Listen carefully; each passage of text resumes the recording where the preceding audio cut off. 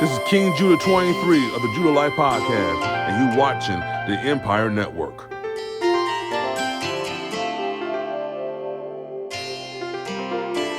Dizzle beats, that's a vibe.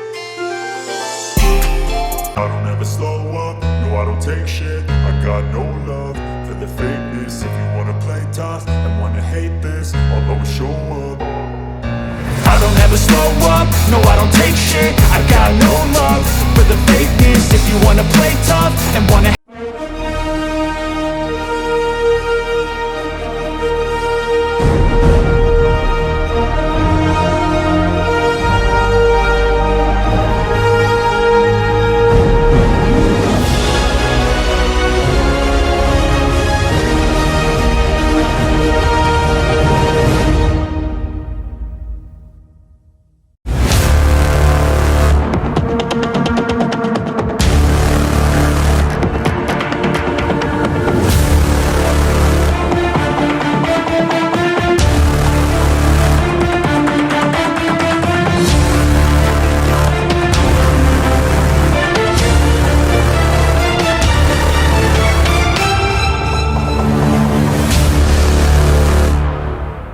Smiley face killer is a term coined to describe a series of mysterious drownings of young men across the United States, including Chicago. The theory suggests that these deaths, often labeled as accidental drownings, are actually the work of a group of serial killers. The name Smiley face killer comes from the graffiti found near some of the locations where the bodies were discovered, often depicting a smiley face. In Chicago, several cases have raised suspicion. Young men, typically college students or recent graduates, have been found dead in bodies of water after nights out. The victims are often described as athletic, academically successful, and socially active, fitting a specific profile. Critics of the smiley face killer theory argue that the drownings are coincidental and can be attributed to alcohol consumption and accidents. However, proponents point to the similarities in the cases and the presence of the smiley face graffiti as evidence of foul play. The theory remains controversial, with law enforcement agencies and independent investigators divided on whether these deaths are connected or simply tragic accidents.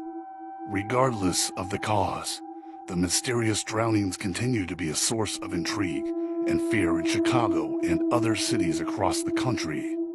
Lane Bryant is a retail store that sells women's apparel, bras, all that good stuff.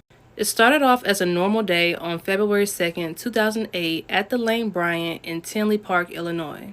Just a little before 11 a.m., a gunman came into that same exact Lane Bryant. He took the store manager, the employee, and 4 customers to the back. At first, it seemed like a robbery. The gunman stole at least $200 worth of things. When he took the women in the back, he covered their faces up with panties, and he also touched them inappropriately. Here are some of the victims that were at the store that day. So Rhonda McFarland right here, she was the store manager, and she was able to call 911. When she called 911, she couldn't really say what she wanted to say. It was very few words that she said on the phone. Like she whispered Lane Bryant, and you could hear somebody in the background yelling, and before you know it, the line disconnected. Unfortunately, the gunman had shot all the women execution style. The 6th woman that he shot, she played dead. She was wounded pretty bad, but she survived. So the gunman is described between 5'9" to 6'2" in height, broad build, medium dark complexion, aged between 25 to 35 at the time. He had on dark clothes. He also had cornrows with green beads at the end and a nice manicure.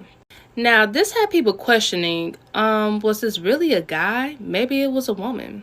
With the green beads going on and the well manicure, it's possible, Even I thought about it. I said, a man robbing Lane Bryant out of all stores.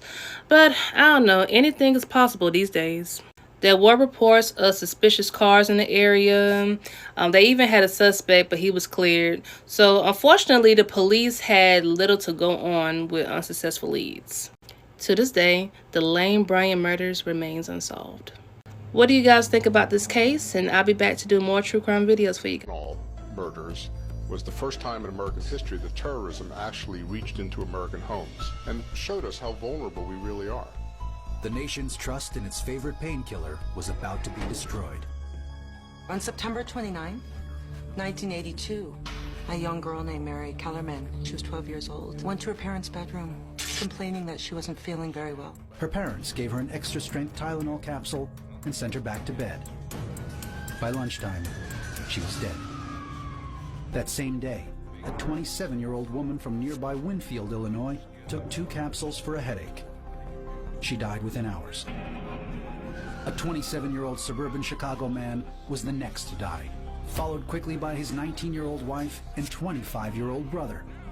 All 3 family members took capsules from the same bottle of Tylenol. Several firefighters in the Chicago area were talking about the oddity of these people keeling over, and they detected the fact that all of these people took Tylenol right beforehand. Authorities looked at the remaining pills in the family's Tylenol bottle and found capsules laced with deadly potassium cyanide. It was 10,000 times more than the amount that would kill an average person. The cyanide is a chemical compound which is found in various kinds of industrial products.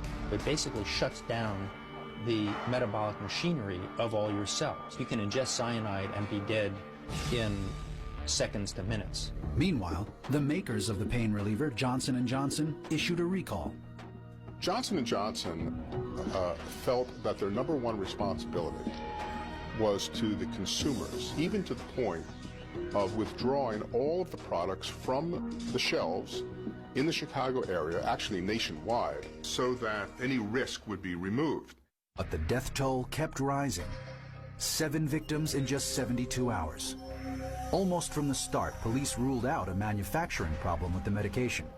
It was determined, and fairly quickly, that somebody was taking the capsules apart and putting in a small amount of cyanide and putting them back together and then putting them on the shelves. Ultimately, more than 30 million capsules of Tylenol were recalled, costing Johnson & Johnson an estimated $100 million. The question remained, who could commit such a crime and why? Sick people commit crimes like this. Some people do it because there's a revenge motive. They're angry at the company. Some people do it for the kicks, to see if they can read their names in the news and know that they got away with it. After a 6-month investigation, authorities had no viable leads. New tamper-proof packaging was introduced. Packaging that is now the norm for almost all forms of consumable products. To this day, we now have to struggle to open your medications because now they're tamper-proof. It also led to the 1983 Tylenol bill, which made the tampering of any consumer products a federal offense. In 1986, after yet another death, Johnson & Johnson stopped manufacturing their products in capsule form. They then withdrew all capsules and destroyed them. And sometime later came out with what's still on the market today called caplets. But you can't tamper with that the same way that people could tamper with the capsules. The identity of the Tylenol poisoner still remains a mystery. This is one of those cases that doesn't sit right with me. This is Dorothy Jane Scott. She was murdered in the 1980s, and for years the killer tormented her family with phantom phone calls. And to this day, they are still out there somewhere. So let's dive into the story. So the story of Dorothy's disappearance is really strange. On the night of May 28, 1980, Dorothy drove 2 of her friends to the hospital, as one of them had been bitten by a spider that night. So at the end of the hospital visit, while they were waiting to get a prescription filled, Dorothy Jane walked to go grab her car and bring it up so that the 2 friends could meet her outside. And once they were outside, the friends saw Dorothy's car coming towards them, but it quickly sped off and left them there. Now, they couldn't see who exactly was in the car, who was driving, because the headlights blinded them, but in a few hours, they reported her missing because they couldn't get in contact with Dorothy. And she would be missing for years. So in the months leading up to her murder, Dorothy had acquired a stalker. She had been receiving phone calls at work from a strange, unidentified male caller. And on these phone calls, this guy would tell her how much he loved her, and then he would state that he intended on killing her soon. One day, this phantom man even told Dorothy to go outside because he left a surprise on her car, and when she went outside to look, there was a single dead rose on her windshield, which is very creepy.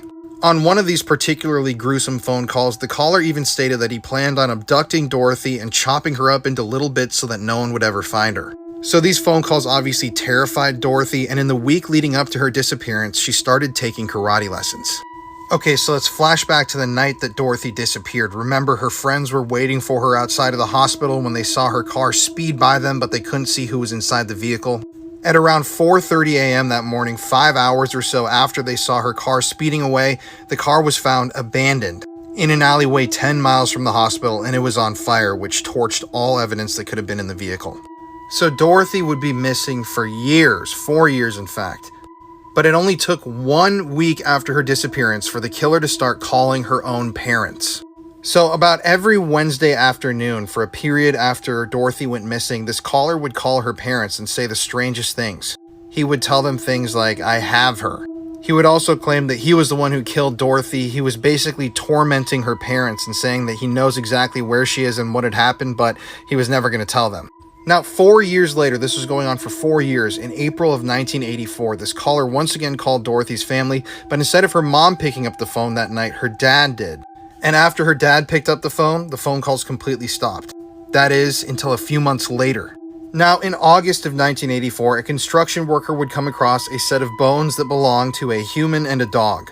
And those bones were eventually revealed to be those of Dorothy's. And immediately after her remains were found, the caller once again began to call her parents. This time, the police installed a recorder that bugged the family's phones. They were trying to get this guy's voice on recording and trace the phone calls, but the calls were never long enough for them to trace, and they still had no idea who this guy was. To this day, authorities still don't know how Dorothy died. And even though the phone calls eventually stopped, the killer's never been brought to justice. Now, the only suspect that's ever emerged in this case still doesn't have a name. It's the same guy that called, obviously, Dorothy's family, but it was a man who called a local newspaper just a few days after Dorothy went missing. And on this phone call, this guy said that he loved Dorothy, she had been cheating on him, and that he was the one who killed her. So that means that to this day, this killer is probably still out there somewhere, and they've never been brought to justice. This crime occurred over 40 years ago. There are no leads, and I don't think that this is a case that will ever be solved. If this killer dies, I'm sure that they're going to take this secret to the grave.